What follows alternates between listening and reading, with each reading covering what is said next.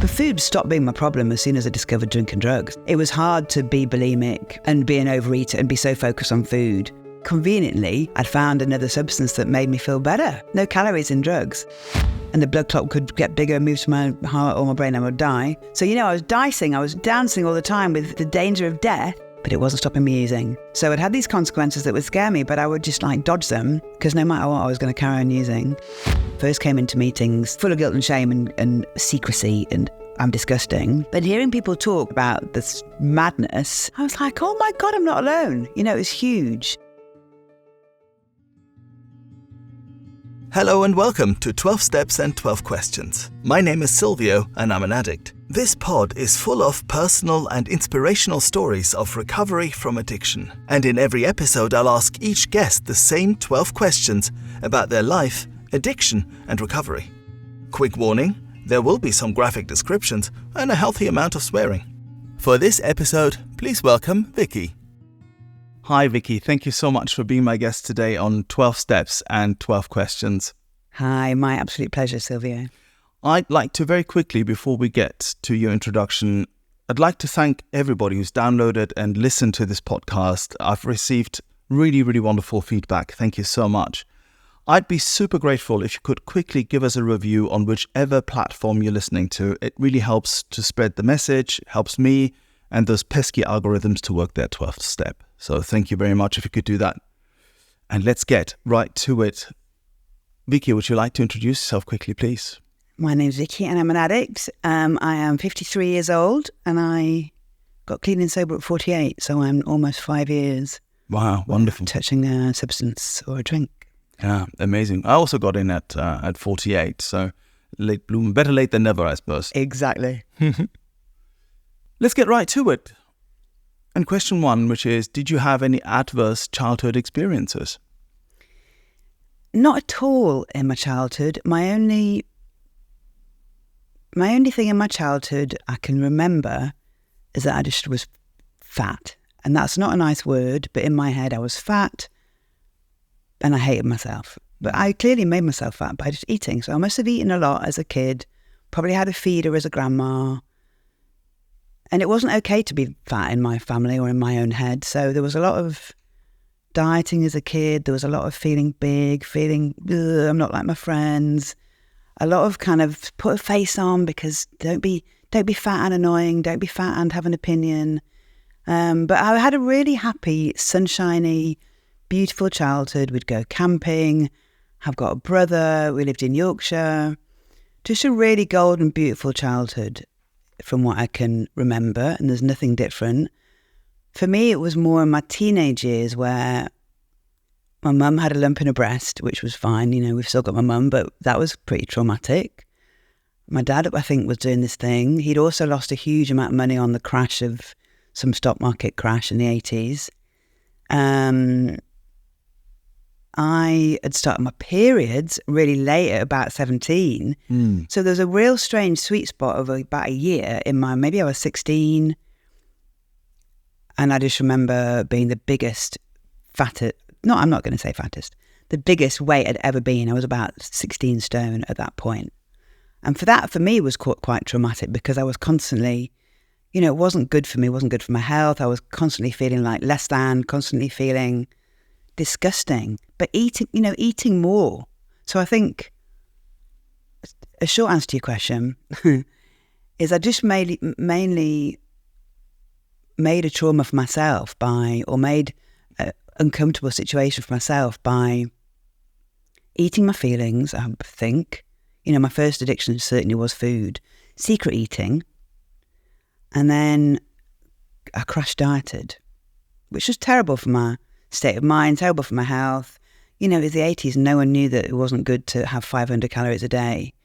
But one summer, I think maybe between doing O-levels, they were called in my day, between GCSEs and sixth form, I went, right, I'm going on holiday with my mate this summer. I need to have a boy to fancy me because I lived in fantasy. I wanted to go out with the guys in Duran Duran. I wanted to be on I fell in love with everybody in the soap operas. I had a real big fantasy world.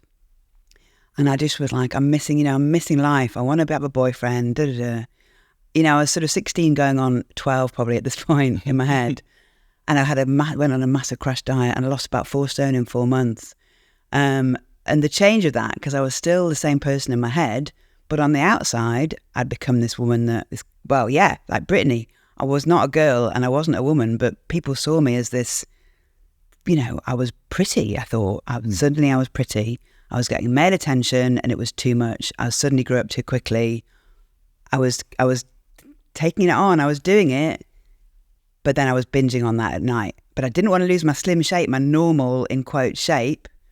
So I'd binge on a purge. And then I had about 3 years of really secret bulimia, which was, looking back, it was horrific. I was skiving school, skiving my sixth form, and I purged with laxatives. I mean, it was not nice. It's a long process and it's uncomfortable.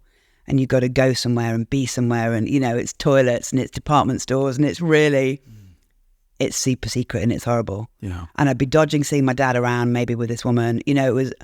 I think it was, that for me was my trauma. Mm-hmm. And certainly bulimia was not a nice thing. From what you were saying, it sounds as if you already had awareness about your weight and about feeling uncomfortable with your weight at a really early age. I mean, in childhood, really. Yeah, definitely in childhood. I remember I was in junior school still. What sort of age is that? Like 10. I did a thing where I was a lunch server. Like a few of us were picked. You felt really popular. You'd serve the lunch out to the tables. But then you could eat the school dinners. You could just eat your own portion of school dinners. And my mum was called by school to say, come in, we're really worried about the amount of food Victoria's eating. And she said, this happened. So I was definitely overeating then and definitely was big then and would be like, let's go on a diet, so it was constantly, you can't eat that much, you need to go on a diet. And I would cheat and I'd secret eat and midnight eat. So that was from about the age of 10. But before that, I'd eaten enough to become a chubby child, Don't know why or how, but it just was. Yeah. So many hallmarks of addiction in there, I suppose, secretive eating and all the shame and all of that, or a precursor, really. And the shame and the guilt of doing it. And then you just eat more to make that better. Like I've only realised that from getting sober and doing the work that we do in the 12 steps. To go, oh yeah, it seems like the most insane thing to do, to eat more when you're not meant to be eating because you feel guilty about eating, you just eat more. In a similar way to, in the next 30 years, because I put bulimia down, I put food down. Like I'll emotionally eat now, but I can flag it and I can spot it. But food stopped being my problem as soon as I discovered drinking drugs. It's hilarious. Talk about moving addiction, talk about moving substances, I just left that. But it was hard to be bulimic and be an overeater and be so focused on food when I was like, right, I'm doing life now. I'm doing college. I'm with a DJ. I want to do life now. Like it didn't fit because it was inconvenient. And conveniently, I'd found another substance that, made me, we're jumping ahead now massively, but I'd found another substance that made me feel better, which was booze, booze and drugs. So woohoo, no calories in drugs. But there is in booze. Plenty of those in booze. Yeah. But let's jump ahead, as you said, and get over to question 2, which is, what did the fun times look like? The times where you got hooked. So you just spoke about the fact that here you are, you've come from being bulimic and from having weight issues and self-confidence issues and all of that, and you've become this young woman now and you find this quote-unquote other solution. What did that look like? So probably mid-teens, I probably drank at a school friend's party, but drank to blackout for sure. So I was frightened of booze, and I was a goody-goody at home, chronic people pleaser, and I had food as my substance really. So I didn't really drink that much while I was still at home. I would, but I don't remember it being I wouldn't really look at the booze in my mum and dad's house. Like my parents were partiers actually. They weren't by any means alcoholics. But my dad loved music. He always taped to the top 40. He always made a mixtape. We had the parties were at our house at New Year, and it was all about music and pop music and parties. And everyone got drunk and pissed, but I don't feel like there were any alcoholics in my midst, certainly not in my family. So my life was, drink was fun. It was party time. And when I went to parties, I would drink, and I would drink too much immediately. So I'd be like, right, that scared me, because I got scared of the lack of control. And, I'd be maybe 18, 19 and out in a bar in my hometown, and I had a bigger brother who was my idol, and he was in bands and he was super cool, and he smoked weed, and he'd have to drive me home in his van, and I'm being sick out of the window. And only once did that happen. It scared me too much. So when I was still living at home, I knew the drink was amazing, and it was making me, it was exciting. But leaving home, and then I could look to drive quite late. So then I was designated driver. That was the fun bit. Maybe I'd go on holiday and drink, but it was always like the forbidden fruit. It was always a bit like the exciting thing, which I was holding back on, really, because I didn't want to get in too much trouble. I was fearful, actually. Fearful because I almost, looking back, I think I almost knew where it would take me, because it would always take me to blackout. So I would kind of leave it alone a bit. And I had food. Like I said, I had food as my thing that made me feel better. So then I left home, and I'd probably smoked a spliff, but because I drank quite a lot, I was immediately having a whitey, And I was always the one that was eating Slim Fast shakes for lunch, because I was still trying to diet, and not really bulimic anymore, but I was still majorly, crash dieting, extreme dieting, but drinking a lot so that I'd get the calories some way. But I'd be the one in the corner, passed out, because I wouldn't have eaten much, and I'd drink loads, and, I was the loser in the corner having passed out. So I was trying to get the mix right, drank a lot, a bit of weed, I liked the weed, long and the short of it. As soon as I put something in me like that, all that tension and all that uncomfortability in my skin just slipped away. You hear it all the time, don't you? But I didn't even realise that's why I liked it so much. But that's definitely why I liked it so much, because my shoulders could drop, and I could just be okay with being me, or okay with what I thought you thought of me, or that all went away.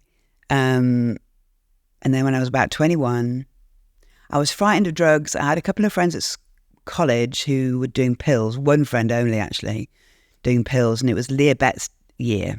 Oh, yeah. And for those who are listening who are younger than me, Leah Betts was a story in the news. One girl died from doing pills. She died of too much water, actually, on her kidneys or something, for doing pills. But it was in the headlines. It was big thing in the 90s, early 90s, this Leah Betts girl who died from pills. So I was really scared of pills. But I had drink and an odd spliff, it was fine.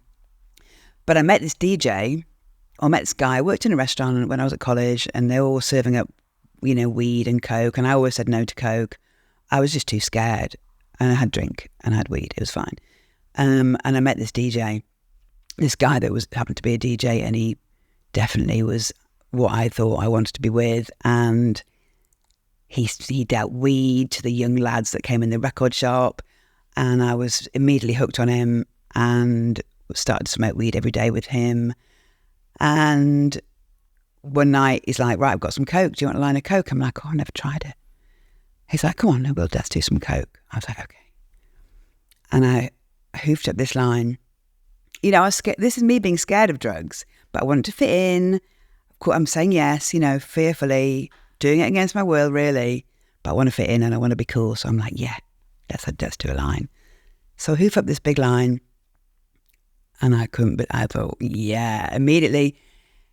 I said, can I have another one? Like, immediately. He's like, just let it take effect. Just, it's subtle. Wait a minute. And I actually remember thinking, was that all it was? I remember thinking, yes, that's a line of Coke. But I don't remember feeling like I really wanted this mind-blowing, euphoric experience.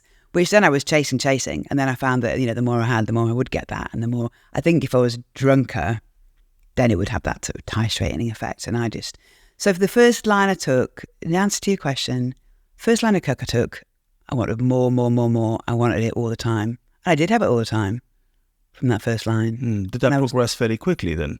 Yeah, it was in my life. The only thing that happened was, it was in my life, and I'd do it as often as I possibly could. I was in that world anyway. We didn't have much money, but somebody always had pills or Coke or something. We'd do it at the weekends. I'd smoke weed every day, but we'd go out because he'd be DJing, or we'd be going to some night. And so for a few years, every weekend was cocaine, half pill, bit of MDMA. you know, it was wonderful. I loved it because I loved the music. I loved the scene. I don't remember that girl. I don't remember who I was by any means. I was just lost in oblivion, and I loved it. Isn't it interesting that we look back at this and to us it's totally normal, right? So you're saying that you smoked more or less every day. You took pills or MDMA or coke every weekend. And I'm just sitting here kind of going, yeah. It's not normal. You know, it's not what most people do. And it is clearly problematic using, I suppose, you know, when you use every day like that. Did you have any, I didn't have any awareness around this at the time at all. Did you? No. Because I was with the same people, the people of the same, that everyone was doing it. And, you know, even when I was a student, I thought everyone was drinking like me.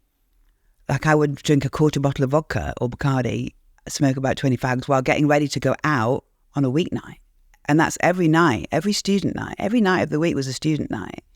But no, I don't think anybody else was drinking that before they went out. But I just normalised it because I was like, oh, everyone's doing it. I had no option, but that's what I was doing. You know, I was doing that and I continued to do that and more for the next 30 years. No, not for a minute did I think, A, it was illegal. B, it was anything strange about it. And that was me only doing it at weekends or every other weekend. You know, that went on to every day. And didn't think, there was no part of me that thought, wow, this is bad, until much, much later. Much later, literally the year that I came into recovery.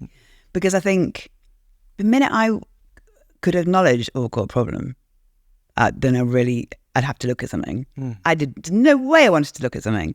And I probably used more on the fact that, oh God, maybe I've got a problem. Make all that feeling go away by having a drink or having a line or having a spliff or buying something or sleeping with somebody. You know, didn't know any of that until I came into the stuff that we do. Yeah. So question 3, and I am aware that we are going to cover quite a long span here. I mean, you spoke of 30 years and that, I suppose those 30 years are a whole podcast. It's a long time. Themselves, you know? Yeah. But question 3 is, what were your worst consequences? And finally, your rock bottom. And I'll caveat this again, not everybody has one. And you may have many, and you might not even come into the rooms on the back of a rock bottom. So caveating that a little bit, but still, what were your worst consequences? And finally, your rock bottom. You see, at the time, I ignored all the consequences until I had health consequences. Like probably really in hindsight, the consequences that I was ignoring would have been having to borrow money, getting into real, you know, agonizing debt, which probably made me use more on the stress of all that debt and that getting loans and flipping loans, borrowing stuff, robbing Peter to pay Paul. I stole a lot, actually. That was a little addiction I had when I was younger. Did a lot of stealing money. That didn't strike me as a consequence, though. That just was all part of it, because no matter what, I was doing it, you know. I'd probably, you know, mess up so much in a job for being so unmanageable, not ever thinking it was the drink or the drugs. But I'd leave jobs or I'd get made redundant because really I was the one that needed to go. So consequences that I was ignoring were things like losing jobs, leaving jobs, just unmanageability. But I got off pretty scot-free until the health stuff came in. And, oh God, in about 2015, 16, I was getting chest pains. And I was like, oh, Jesus. And Scary. Well, scary, but also like I was gutted because I thought, no way, I don't want to cut down or give up, you know. And you hear people all the time say, I just wanted to die, you know, suicide attempts and stuff. I was the opposite. I did not want to die. I thought my life was fantastic. And also, if I did die or, you know, want to shuffle off this mortal coil, my mother would find out. Like the people, I led the secret life. I led this double life, and I didn't want anyone to find out. So there's no way I wanted to die. But that makes me laugh a little bit because just kind of spin that forward just for a sec. You know, because if you did die using, yes, your mum would find out, but you wouldn't be there to get telling off. No. So, you know, I love those fears that we have. I have plenty of those drinking and using. Really weird stuff. Yeah. I couldn't do it to her. Yeah. So I didn't want to die, but I did not want to stop using. No way, no how. So when I had the chest pains, I was like, oh God. Yeah, I mean, clearly scary. I probably used it on that as well because, we realised that we use on fear, or self-medicate, probably drank on it more than used. So that health consequence meant that I was getting my heart checked. I was then with a cardiologist and I was getting my heart checked and they're just going, yeah, your heart seems all right, but it is really like you need to like cut down now because it's like Russian roulette. Your heart's kind of okay, but you need to tailor in the amount you're using, and for the amount of years you've been using, you will die. So you did tell them that you're using? Yeah, absolutely. I was constantly going to the doctors going, I was almost too honest. Like, even in the bulimic times, I go to the doctors going, oh God, I think my bowel's packed in, I'm using, So I was very, very disclosure. I was constantly disclosing stuff to people that I knew, were safe. So even though the cardiologist was like, you need to stop, I think I took that as I have got 9 lives and I'm going to use them. And subconsciously thought, oh, I'm being all right. That's okay then. But I did actually stop.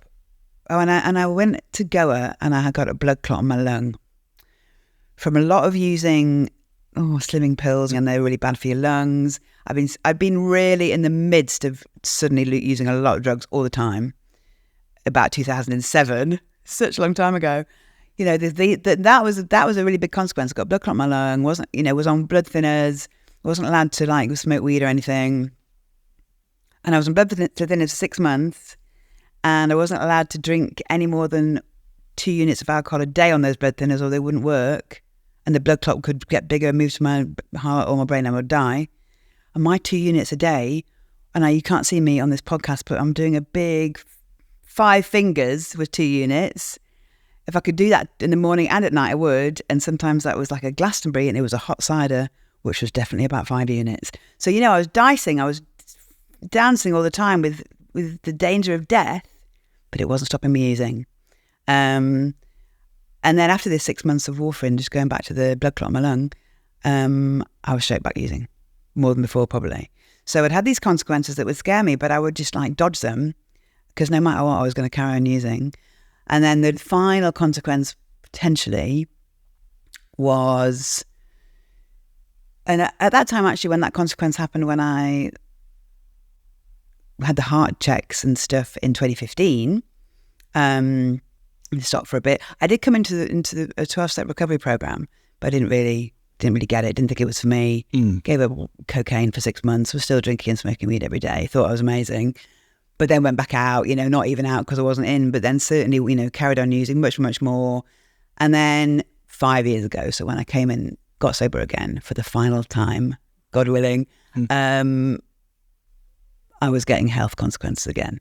So it was really only the health stuff that were the reasons why I didn't think, because I was in denial that anything else was going on, that I didn't realise I was using substances to just cope with life because I've been doing it every day for 30 years or longer if you count the food. This so reminds me, there's this famous phrase in the book, many phrases, famous phrases in the book, of course, in the AA book, but there's one that says that to the alcoholic, his alcoholic life, I'm paraphrasing, his alcoholic life seems like the only normal one. He can't differentiate the truth from the false. And that just really sounds like that, doesn't it? That is that we only know this is the way life is. We view it through that prism, and there's no other outside reality or not much of it. Exactly that. And mainly because I'd never had I never wanted to give up. I never thought, apart from having to give up a bit around that time where I was on blood thinners, which was just annoying. And I was still, doing some things. I was still drinking a little bit every day. And I do dry January and sober October, but all those months I would just smoke more weed and do more coke in those months. So I never had a day sober from when I was about 18 to 48, which is scary. So like you say, that's all I knew. That's the only way I knew. That was the only life, the only me I knew. So yeah, it's quite a big thing when you, and that's the fear of the unknown. That's where the first time I thought, God, I need to get sober. The idea certainly of complete abstinence was like, no way, why would I do that? I certainly haven't got a problem with alcohol. and then realising that, yeah, of course I've got a problem with alcohol. You know, some people say, if you haven't got a problem with alcohol, then it shouldn't be a problem to stop. And you go, oh, holy hell. And you realise that, yeah, of course. Or alcohol for me, it was like breathing. Drugs and other stuff was just like talking, if that makes any sense. Alcohol was always there. And I would put it down a bit for dieting reasons, for losing weight. You know, in all this time of this 20 years of being 30 to 50, we were talking before earlier about how I would gain and lose the same 5 stone. And I never thought food was a problem. But then when I did this work that we do around the 12 steps, and you do a kind of a timeline, I could connect that to times in my life that were fearful or were out of control or were emotion, like I lost my father, I had lost my marriage, or, you know, I broke my marriage. And all those times had this perfect picture correlation of gaining all this weight in trauma, then losing it all. And then, that's quite hard to manage too. And then gaining it all, you know, you can just, it's textbook. Yeah, it reflects my story as well, I have to say. It's interesting, isn't it, that I hear this quite a bit, that some people come into the rooms because they say the drugs stop working, right? And they were faced with an incredible crisis and they came to the rooms. And then there's others, perhaps a bit like yourself, who come in, you don't really want to stop, but the consequences, you want to stop the consequences. That's exactly it. I didn't want to stop because I couldn't imagine life without it. But I thought, I think I've got to stop because I don't want to die. Yeah. Every time I snorted a line, I was getting this searing pain in my head. So it'd gone from the heart chest pains to this searing pain in my head. And I was like, oh God, every time I do a line, I'm feeling like I'm going to... And I was getting this dizziness as well. So yeah, a couple of little mini rock bottoms were... God, I'll tell you this story. It makes me shudder, actually. I do wedding flowers on the side of my job. And I do wedding flowers and I take it all on and it's like a 2-day thing. And I quite often will use drugs medicinally to stay up because it's me that's doing the job. And I remember having drunk a lot because I was in some awkward arguing situation with this guy I was seeing. So drinking a lot, but I had to do this wedding. So I was doing quite a lot of coke and I was doing these flowers. And I suddenly couldn't stand up. I suddenly felt really faint. And I just had to be lying down. I lived in a house show at the time and I said to my housemates, look, I'm going to go and lie down. Can I leave my door open? So this bride needs wedding flowers and it was in 2 days' time. I'd started quite early, which was very unusual for me. I said to my housemates, I need to just down tools and go in and lie down. Can you just check on me in a few hours? And here's the bride's number, because if I die, or if if I ever get to hospital, we need to have a second person to do these wedding flowers. Not like, holy shit, I need to stop using drugs. I'm like, can you just keep a check on me? Because if I die, the bride needs to get flowers from somebody else, you know. And then the next day, I was alive. Yay, go me, I was still alive. Did more flowers. Next night, I'm still using coke to stay up because it turns out I am completely powerless. I don't want to die. I certainly don't want to let this woman down with her wedding flowers. But I'm still there going, housemates, can you just check that I'm alive still? I mean, it's just insane when you think about it. Mm. And I clearly wasn't very well, and it was the mix of drink and drugs. That happened, came and went. Then a few weeks later, I really did have the same kind of thing. And actually looking back, I'd had similar things, but not really flagged them. But where I'd had lots to drink and then some coke, and I literally would be like, oh, I need to lie down, I'm going dizzy. But when I would close my eyes, it was like I was passing out. And so I couldn't close my eyes because I didn't want to pass out. This was happening for hours, and I just rang 999 on myself. Mm-hmm. And they came quite quickly, and they went, your heart rate. They thought I must have just had a line. I was like, no, I haven't used for about 4 hours. I've just been shaking in bed, going, I can't close my eyes. And they said, your heart rate and your blood pressure are so high at the same time, your body wants to faint because it was going to have a heart attack. And I was like, shit. I still didn't give up. I got rushed to hospital. I got away with that. Again, probably back in my mind, I'm thinking, wow, now life's amazing. And it was still another year before I came and got clean. Mm. I probably did stop Coke a bit. I think I found that then if I had one line, and it would be a fat one, that was okay. I didn't get the pains in my head and I didn't get the dizziness. And then I'd have a one line in the morning and one line at night. And I'd be like, right, I can have 2 lines a day and not die. It is insane when I articulate that and talk about that.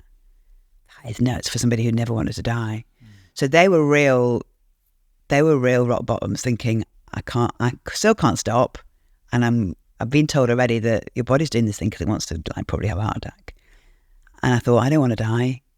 And there's me racking out another line.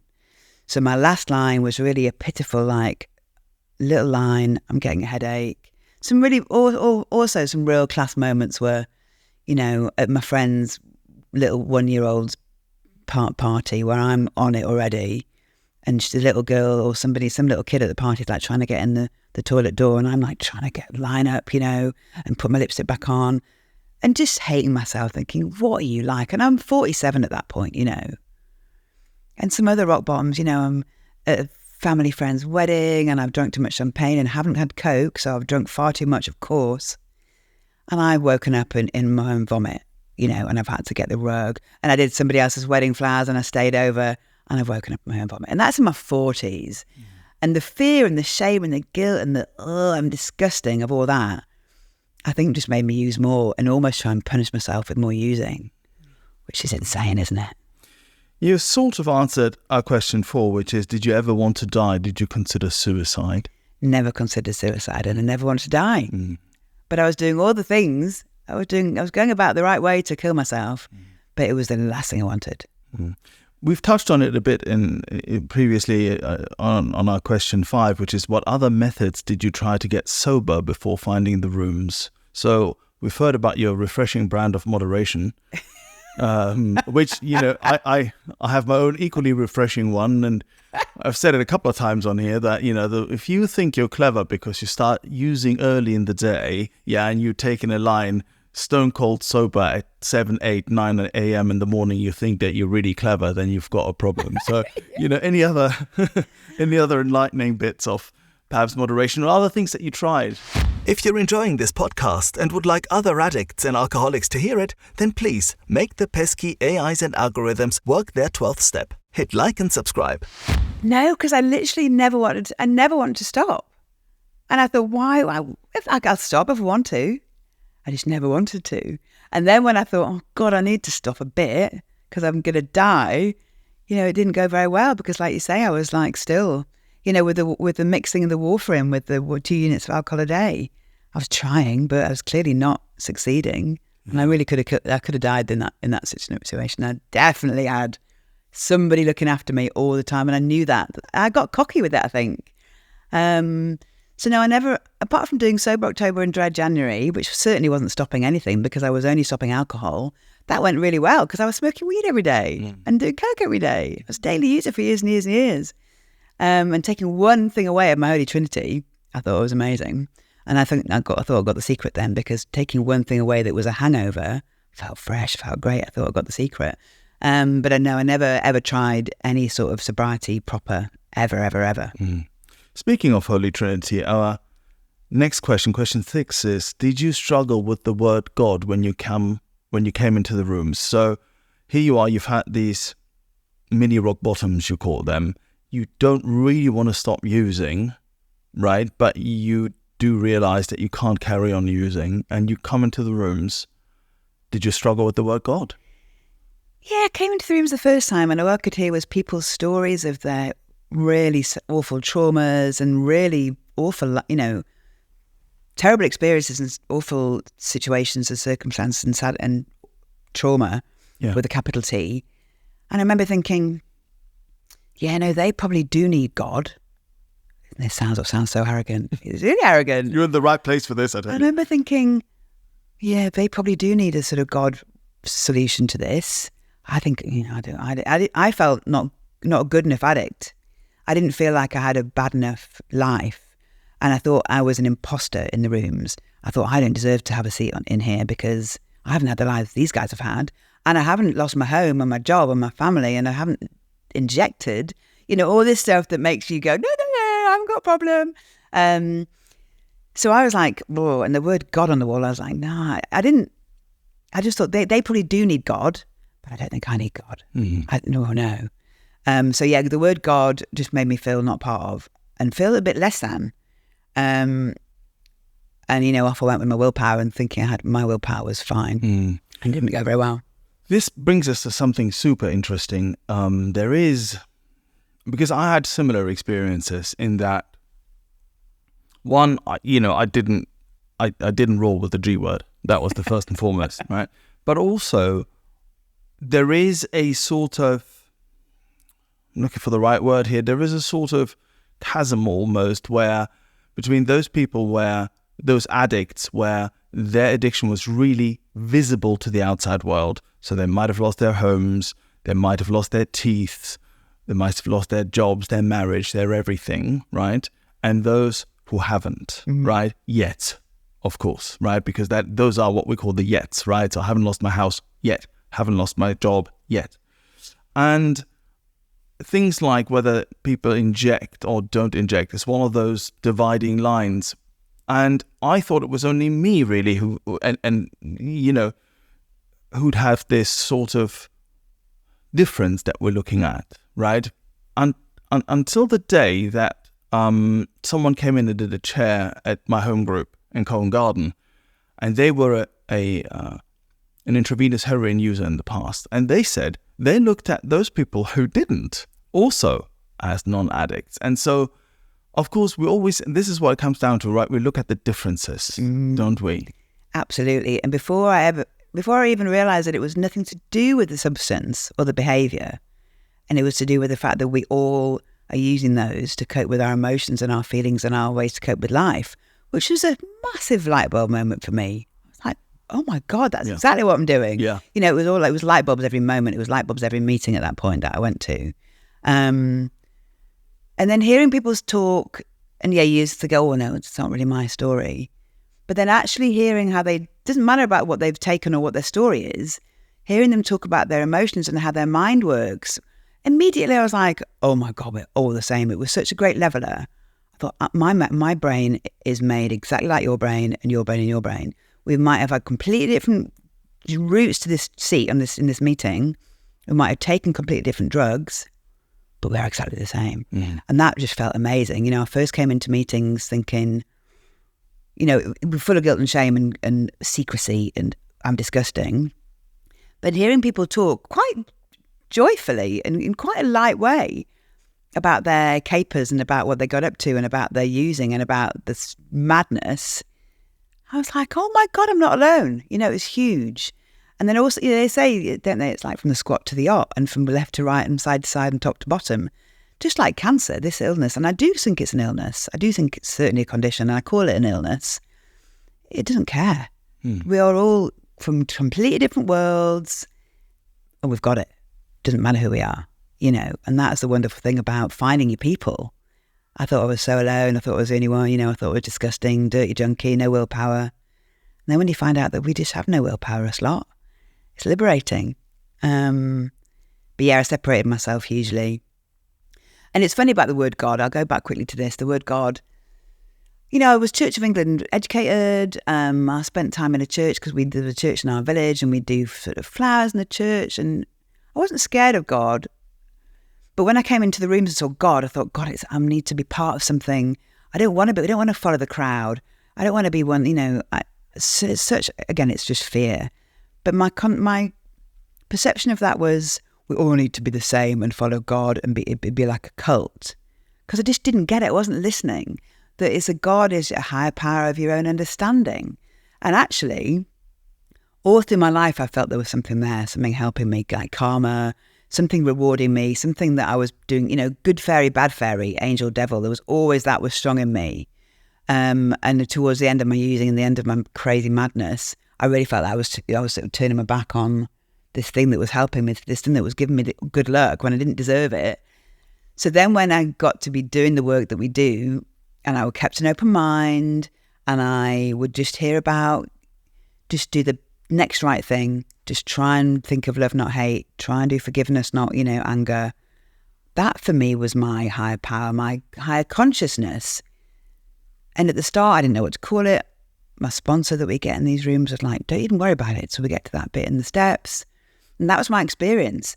The more I was trying to behave better, the more I was trying to talk to something, to ask, pray for no cravings, pray to keep me clean today, pray to make me, I need to get to that, I don't want to go out to this meeting, but I'm just going to do it.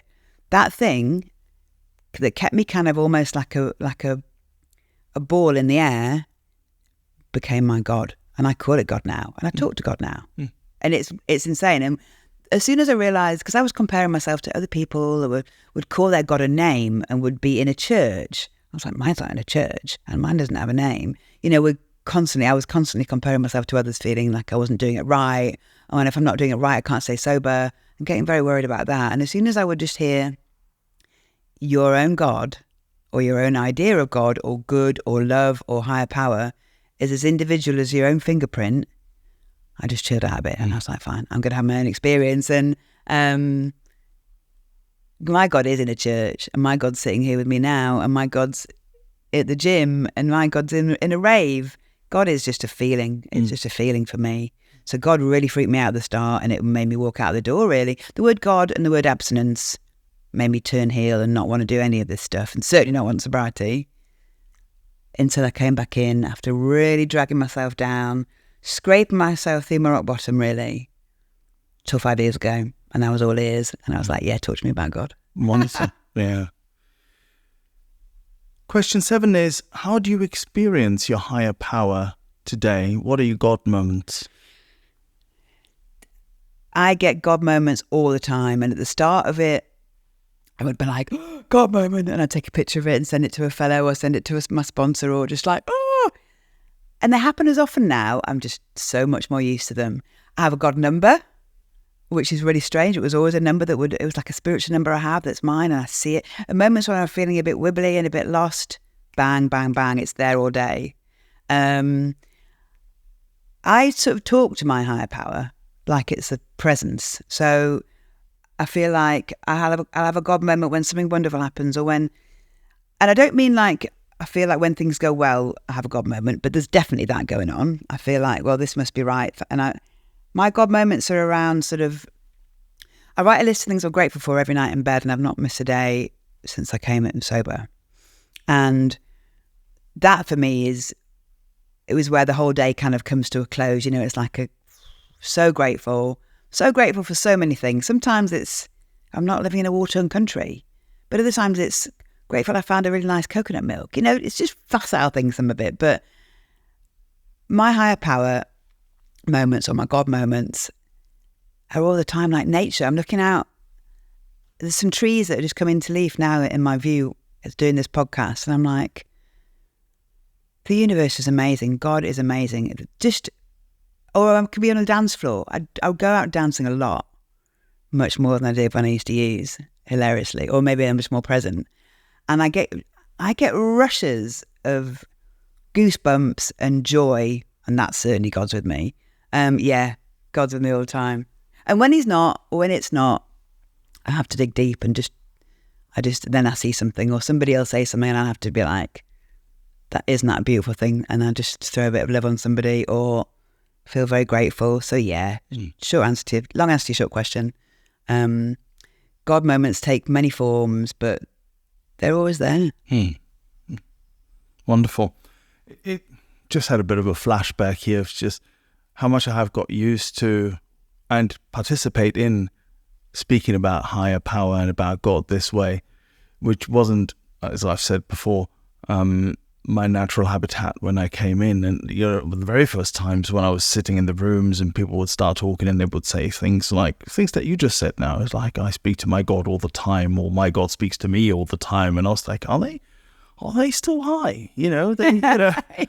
What's happening here? And it's just wonderful to see that there's been development there. And I think it's something that for me certainly came just with time. First I relaxed into it. Then I found my own experience, and with that, I found I could share my own experience around this as well. Great. Question 8 is, which parts of the steps were the most difficult for you? I mean, I guess step one, it took me a long time to get because I was in denial that I was powerless. But no, once I was in and I knew, I thought, I've got step one down because I know I'm powerless because I don't want to die and I keep using still. I wouldn't say any of them were difficult. They all felt really organic, really natural, really cathartic, like work, big work, because I never wanted to look at myself, of course. I'd had therapy when I had an eating disorder, but I wanted to run straight away from that and I put it down. Step 4 for me, which is where you make a list of you make your moral inventory. So you make a list, for those of you who don't know, you kind of make a list of everything, whether it's people, places, concepts, anything that's made you just shudder, anything that's given you a horrible, like, feeling. We call it resentment. So anything that's just not sat well with you, anything that you're holding that's giving you an ick, basically. Sitting doing that or knowing that was coming was a bit like, I don't know if I've got any. With being the kind of people pleaser that I always was, I internalize stuff. If things were annoying me or aggravating me, I wouldn't show it because I want to be this, I was like a swan or a duck that was gliding around life with a face full of makeup on, happy face on. All the externals were fine and my legs were just going, literally in panic.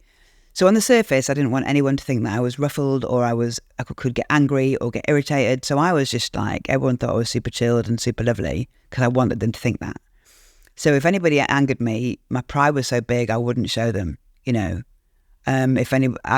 thought, I lost my father, I lost my marriage, but no, everything's fine. I realised that was the person I was because I was fine because I was having a line, I was having a wine, I was having a weed, spliff. Didn't realise that everything was fine because I was medicating on it immediately or constantly. So to have to look and go, right, what things did really anger me or what are my resentments? I had to really dig deep. But as soon as my sponsor said to me, because my head was still spaghetti, I was like, how do I look at 40 odd years of my life and, how do I scrape through that spaghetti? How do I find the bits? And she said, just think of chunks of time. So think of school, think of college, think of the time when you moved out, And as soon as I kind of compartmentalized it and just did it in bite size, and I really asked my higher power, I really was like, just dig deep. What was my real honesty? Because I was living my whole life dishonestly by saying I was fine because I was not fine. But I was fine because I was internalizing it, doing behaviors on it, using drugs and drink on it, spending money. So I was actually living through some of those emotions of those things that I was bringing up and writing down. I was actually feeling those emotions sometimes for the first time. And some of those things would have been things that had happened when I was a teenager or things when I was 20 or 30. And I was writing them down at the age of 48, 49 and having to really cry on them or having to really get really angry on them. Yeah. And luckily I had a sponsor that would talk every day and I could, I was held throughout that. But that was... I guess here's me go, no, it wasn't difficult. It was difficult because I was feeling those emotions for the first time because those emotions at the time didn't pass go. They went straight into self-medication. So that was, it was an amazing step. It was my favourite step because it was the most, the most scoop out step, the most, this is really me. Come on, this is really my truth. I always say it's like the $1 billion therapy that you get from just doing it in the book, doing it yourself, doing it with a sponsor, doing it with my higher power. So that was difficult to go through, but it needed to be gone. I was holding all that stuff. It needed to come out. So my favourite step and the most difficult step. Therefore. Yeah. Brilliant. It's just reflecting on what you were saying at the beginning, that step 1 really was the most difficult one because it took you, 25 years or something to get to get that step. And that is so true for me and for many people who come into recovery in that way. And that's why perhaps the book also spends, about a third or so on step 1, right? The doctor's opinion, Bill's story, more about alcoholism, all those bits, that are just really about identifying the alcoholic or the addict. Absolutely. It's the admitting. And it's the accepting. You can admit it I would admit it. I knew I probably had a problem, but almost resigned myself to that fact. And when I tried to give up just a Coke only, and then when I went back in and did it much more, I almost used more on the fact that, I'm a dirty junkie, I can't give up, I'm powerless, I'm an addict. I almost used on that fact, used to make myself feel better that I couldn't stop. I mean, imagine that. It's nuts. I had that acceleration, come to think of it. There was a podcast at the time, around 2019, 2020, BBC podcast called Hooked, the Unexpected Addict or something like that. It was a really good podcast, and I listened to that podcast. And in that podcast, while I was still sort of like, in that space, I have a problem, but I don't really have a problem. I have a problem, but I'm not homeless. That space. And yet, my using was just, the binges were getting worse and worse. And, it had gone from a 1 day to 2 day bender to 3 day benders, and recovering from those, listening to this podcast. And then somehow there was a recognition that, I think I also have this problem.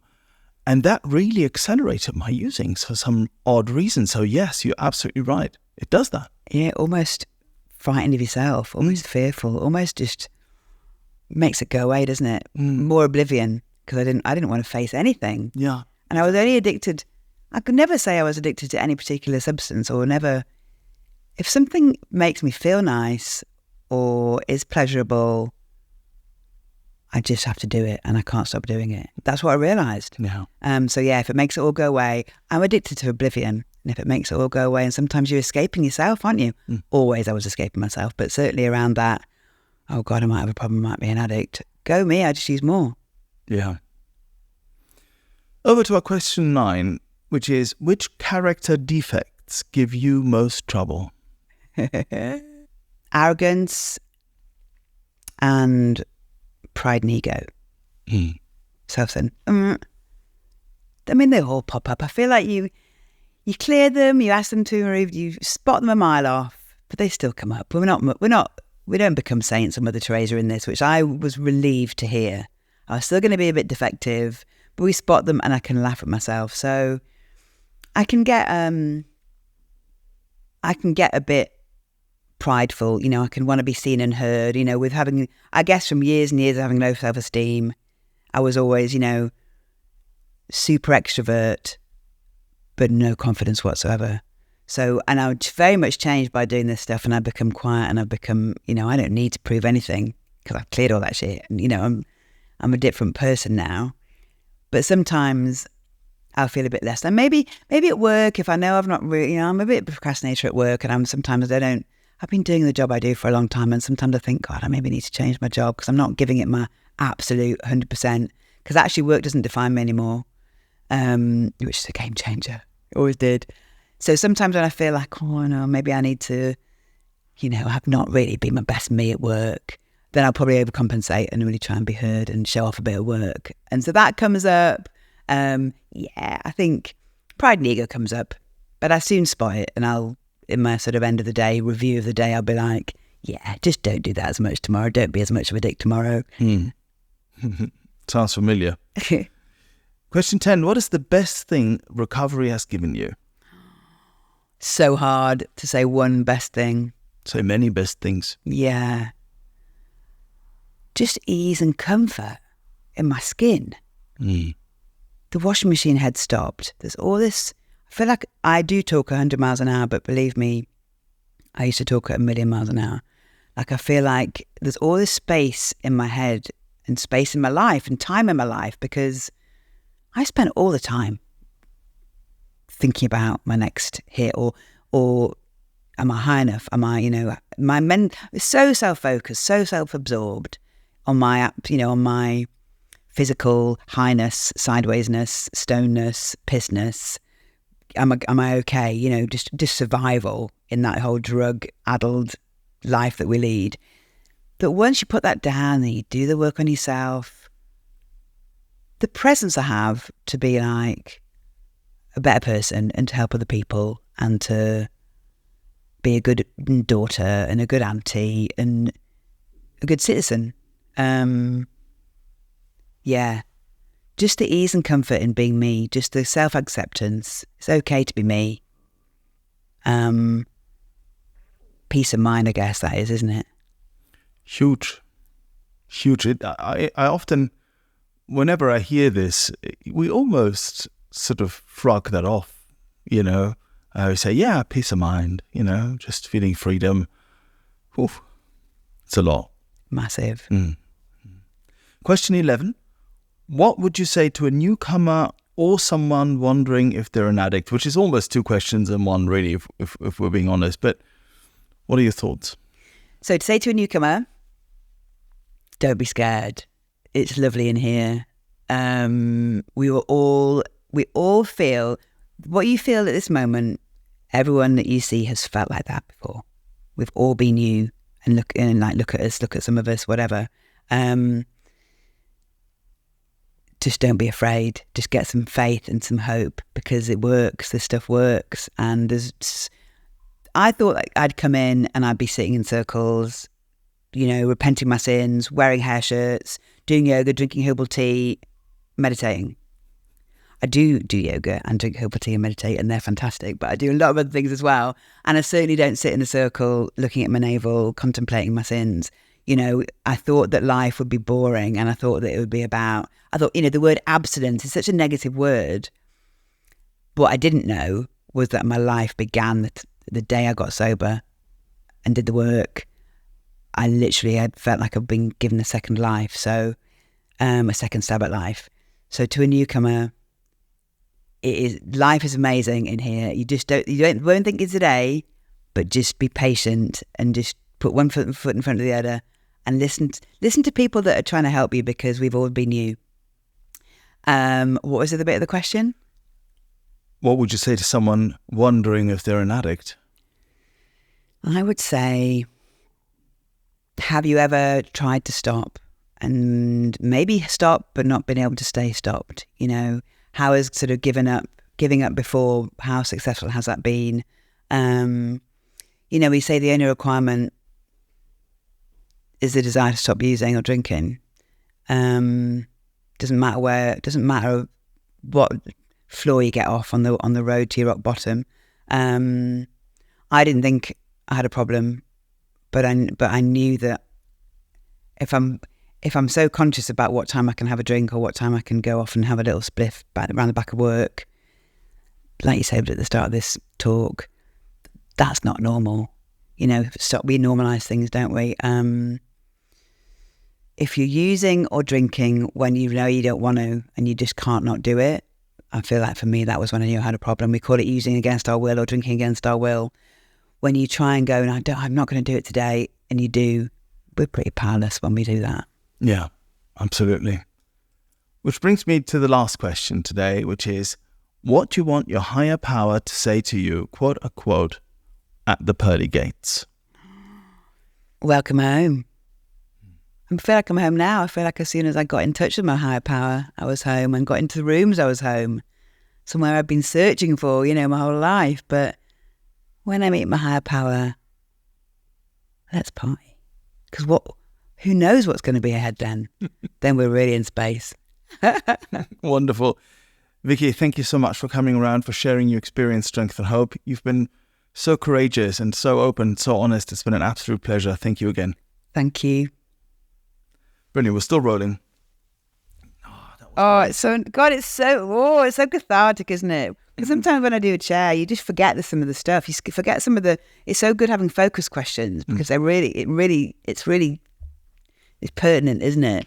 I think it's really important that we have this thing that we just forget stuff that is just unforgettable, really. But we want to forget it, or I don't know how it works really, but we forget it, and all that time, because all that time we're still present, living our lives, but you know, just medicating for all those years. I felt like I've lost 20 years, but what can you do? I lost 25 years, really. Sometimes I just go, yeah. And my sponsor will go, well, that was only using. I'm like, yeah. Oh, yeah, no. No. But then it almost makes me feel like I'm 16 again. Like it's in a nice way. I feel like because I missed so much of my life in terms of I drank through it, used through it all, was not really present through it all, saw it through a, dirty window. And because I didn't know how to form emotions and deal with situations except by using or drinking, I stayed really emotionally immature. So actually I'm 53, but I feel I'm almost sometimes embarrassed to say my age, because people probably go, wow, you're really childlike. But I am childlike, and I've learned to just go, it's okay, because I haven't had kids, which is another thing maybe which has kept me almost, I haven't had the responsibilities. No. Haven't had to be. Not to say that people with kids have had to, but you're accountable to somebody else. You maybe have to do a bit more serious thinking. I've just dodged it, and I feel like it just kept me really young. Using for so many years kept me really young in my head. Yeah. Immature. Yeah. So I do feel really young now, because I'm started where I left off. Yeah. It's interesting that, isn't it? That concept that we often talk about, which is that when you get sober, you start really, you're an evolution that was stopped when you began using. So in other words, I started using really seriously at 15, 16. And in a way, many parts of my life, when I came to recovery, I was like a 15, 16-year-old, sort of that rebelliousness, that sort of constant back and forwards between being just totally hopeless and then rebellious and then this and that. And also certainly the way I viewed the world and the way I looked at a higher power, at God and all those things, definitely just real teenage stuff, And like what you were saying, which I thought is so real to me, is that you feel that you've got a second chance. I also feel that, in storytelling terms, they call it the redemption arc. Right, and I very much feel like this as well, that I've been given a second chance here. It is redemption, isn't it? It's delivery from evil. It really is like. And so many times I felt like I've been on the brink of death. I mean, looking back, I definitely was. Definitely. 9 lives, 900 lives. It feels like something's gone. Wait, we need you. We need you for a purpose on this earth. And I really believe that. And that's why those 25 years clearly also weren't lost in that way, because you can use them now, to help out the newcomer. Brilliant. I mean, did you feel that you said everything you want to say? Anything? Yeah? That you left out or anything? I said a lot. No? Okay, well, I've got one really, the most important question really, that we didn't address, which was, which one of the Duran 5 did you fancy the most? Don't tell it. All the way. All day long. All day long. Little man crush on Yeah, definitely the coolest one of the lot. Thank you, Vicky. Thank you for coming around. So much, Silvio. It's just been just dreamy, been so cathartic and lovely, and to be in a wonderful space. My stomach, I don't know if you heard my stomach rumble on the mic, but lovely. I saw Duran Duran for the first time ever about 3 years ago at Hyde Park, and I had high hopes, and I was like, what if they're terrible? They were so good. Oh, I'm seeing them again this year. That's a relief. Thank God they were good. That's brilliant. Thank you, Vicky. We've come to the end of this episode. Thank you for listening. If you've enjoyed it and would like other addicts and alcoholics to hear it, then please make the pesky AIs and algorithms work their 12th step. Hit like and subscribe. While this pod is based on the 12-step recovery program, it's not officially affiliated with any 12-step fellowship. 12 Steps and 12 Questions is not substance or behavior specific, it's fully self-supporting and not-for-profit. And you know this next bit. It's not allied with any sect, denomination, politics, organization or institution. It does not wish to engage in any controversy, and it neither endorses nor opposes any causes.